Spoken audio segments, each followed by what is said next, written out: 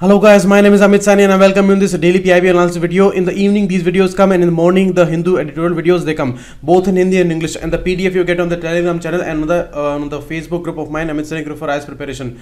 So send me a request there and I would approve. And this month is over now, 28th of February, and time is very less, so I am making these things faster and faster, and these are the numbers that you can call and you can ask for these pen drive courses by StudyIQ.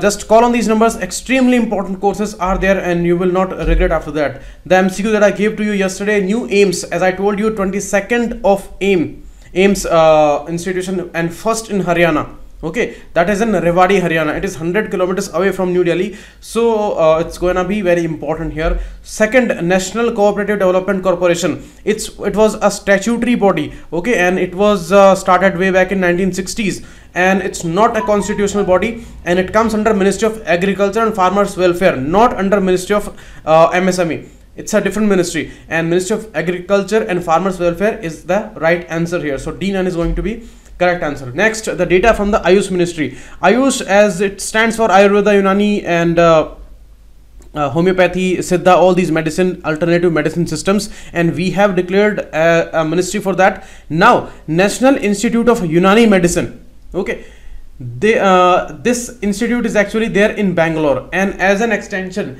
a new particular campus of Ghaziabad near New Delhi they are going to establish here, and it is going to be a huge hospital, 200 bedded hospital, and it is also going to provide you facilities for quality research and education at postgraduate and PhD levels. As students, they do MBBS and MD and all in allopathy, so it is going to be there in the Unani medicine, so it is going to be very crucial. You see, these alternative methods, they are gaining recognition more and more, and in these non-communicable disease mainly, they are helping bodies to come into balance again. So these kind of ways are actually more recognized now. Next, Ministry of Agriculture and Farmers Welfare's data. Second, advanced estimates of production of major crops for 2018-19. You see, it is 18-19's data, but it is estimates. It is not actual data, it is estimate, and it is lower, 9% lower than the long period average, as they take everywhere long period averages, so it is 9% lower. And you see, when these are estimates, these harvesting is going on, and now they are going to harvest the rabi crops that is going on, so the total data would come later. And as according to the precipitation, it was a normal year on the monsoon context, and these estimates are subject to revision on account of more precise information flowing over time. So this data is important for us. You see, total food grains and their production, their estimate is 281.37 million tons. Okay, that's important, and maximum is with rice. It's a record production, so it is not actual production. Again, I'm telling you, it is estimate, so we need to see what is going to be there, but estimate is a record one, and it is for 2018 and 19, remember this. And these are having crops from both Kharif and Rabi category. So remember this, you need to always check which category, which crop is there in which category. Just you see, gram is there in the Rabi category and wheat is there in the Rabi category, but rice, cotton and all these are Kharif category crops. Next, Ministry of Commerce and Industries data. India Korea Startup Hub, that is launched. You see, on 21st of February, our Prime Minister visited Korea, the Republic of Korea, or South Korea as we call it. So there, India Korea Business Symposium, it was hosted by Invest India. This Invest India is one of the most important body, and it is attracting FDI, and it is under limelight for the last 2-3 years. After this FDI investment, they were hitting very high notches. So Invest India is actually hosting this symposium, and it is for more opportunities for Korean business in India. So it is more in favor of Koreans, but you see, we are automatically going to be benefited by it because it is launched on the Startup India's platform, that is the biggest digital platform, and that's the largest virtual incubator, the Startup India platform, where more than 3 lakh registered startups are there. And you see, the technology transfer, that can be a great achievement, and we can learn a lot from Korea because it is the developed country and it has enormous capacity in technological sense. And Startup Grand Challenge, that is also a program here on the India Korea Startup Hub. Okay, and it will channelize the entrepreneurial capacity between Indian and Korean startups to work together and build solutions. So that's important. Remember this, the Startup Grand Challenge. It is also a part of this particular startup hub. And these challenges: credit rating, cybersecurity, predictive analytics, primary, secondary, tertiary healthcare data, and fraud detection. These are all advanced things. And you see the application of digital technology, it is rising year by year. And this country, Korea, this has enormous technological capacity, and you see big companies are from this particular nation: Samsung, LG, Lotte Group and all. So Hyundai, these are South Korean companies. So we can have a major improvement in our technological capabilities. State Bank of India and Mahindra Group of India will be mentoring, providing pilot project opportunities here. And these are going to give financial support to winners also, because it is going to be a challenge, and many winners they are going to announce here.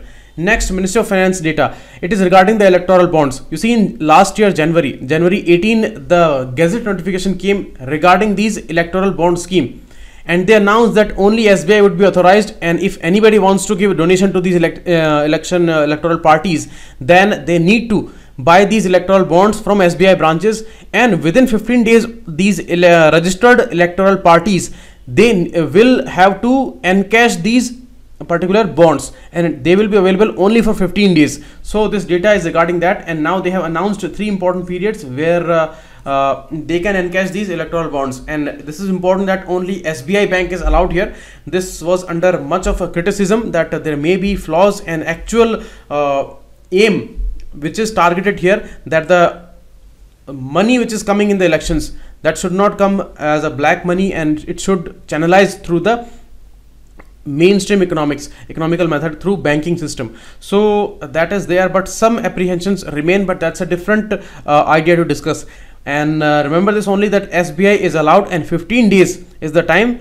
Till then these bonds would be able to encash themselves. Okay, so Prime Minister's Office data. Next, Shanti Swarup Bhatnagar Prize. It is for the science and technology area. Shanti Swarup Bhatnagar, he was the founder of a Council of Scientific and Industrial Research, CSIR. Remember this, and he was a great personality. Now on the name of Shanti Swarup Bhatnagar Prize, they are announcing these prize for 16, 17 and 2018 year, and in Vigyan Bhavan, New Delhi, these are going to be given to these winners. Okay, and discipline of science and technology, remember this. So they are going to ask you that Shanti Swarup Bhatnagar Prize is related to which sector? So science and technology. Next, Ministry of Health and Family Welfare data. They inaugurate the International Digital Health Symposium. For the last 2 days we have been talking about it, this GDHP, Global Digital Health Partnership. You see, this digital technology, they are getting more and more recognition in this health area, and all new technologies, diagnosis, all these treatments, they are based on digital technology today. They are based on these digital instruments today. Without them, these kind of treatments are not possible today. So they are of ultimate importance here. And regarding that, this Global Digital Health Partnership, this symposium is going on, and it is happening in India, and many ministries, state and other stakeholders from other countries, they are also participating here. Okay, so this is going on as a 2-day event. Next, Ministry of Railways data. South Coast Railway, it's a new zone. You see, Indian Railways has many zones. It has divided India into many zones. So they are creating a new zone, a South Coastal Railway, according to the Andhra Pradesh Reorganization Act of 2014. On which this Andhra Pradesh state was created separately, and Telangana was separated from it. So first, when Telangana was a part of Andhra Pradesh only, then the South Central Railways headquarter was there in Secunderabad, and now Secunderabad is a part of Telangana. So Andhra Pradesh would need a separate zone for it. Now this zone is announced, and South Coast Railway Zone it is going to be, SCOR, and the headquarter would be the port city Visakhapatnam. So very important data, Visakhapatnam. And South Coast Railway will comprise of existing Guntakal, Guntur and Vijayawada divisions. There are divisions under these zones, so these are going to be there. And this particular Voltaire division would also be split into two parts. So these are the details of it. And importantly, the existing South Central Railway, it will comprise of Hyderabad now, Secunderabad and Nanded division. Hyderabad and Secunderabad, they both are in Telangana, and Nanded is in the southeastern Maharashtra. This is Nanded, this is Maharashtra's map, and here it is Telangana. Okay, so Nanded is here, and Hyderabad is here, and Secunderabad is near to it. Next, Ministry of Human Resource Development's data, scheme for higher education youth in apprenticeship and skills. Mainly they are targeting the employment and the jobs, and the students who are studying into these universities and colleges and who are taking these degrees, then it is a main program focused on those students, so that opportunities of employment, they are available during their degree courses, and after, when they complete their degree, then ready employment opportunities should be available to them. One National Apprenticeship Promotional Scheme, NAPS, is going on, and it is going to administer this Shreyas scheme. Shreyas, as I told you, scheme for higher education youth in apprenticeship and skill. So two important works, skills and apprenticeship. First they are skilled, then they are going to industries, and they are working there for some period of time, maybe 6 months or 1 year as an apprentice there, and they will be given stipends of maybe 6,000 rupees a month or something like that. So it is going to be the detailing of this Shreyas scheme. Okay, and it is by the Ministry of HRD. Remember that, Ministry of Human Resource and Development. Don't make any mistake here, because they are certainly going to ask about the ministry. It is not by the Ministry of Skill Development and Entrepreneurship, it is by the HRD ministry. And you see, apart from that, all other skilling programs, they are coming under the Ministry of Skilling and Entrepreneurship. So this is different here, and it is targeting mainly the graduates and the students who are passing their graduation. Now these are the objectives here, common objectives, and operation would be like this, operated in conjunction with the NAPS scheme, apprenticeship scheme, and there are going to be 10% apprentices in these industries.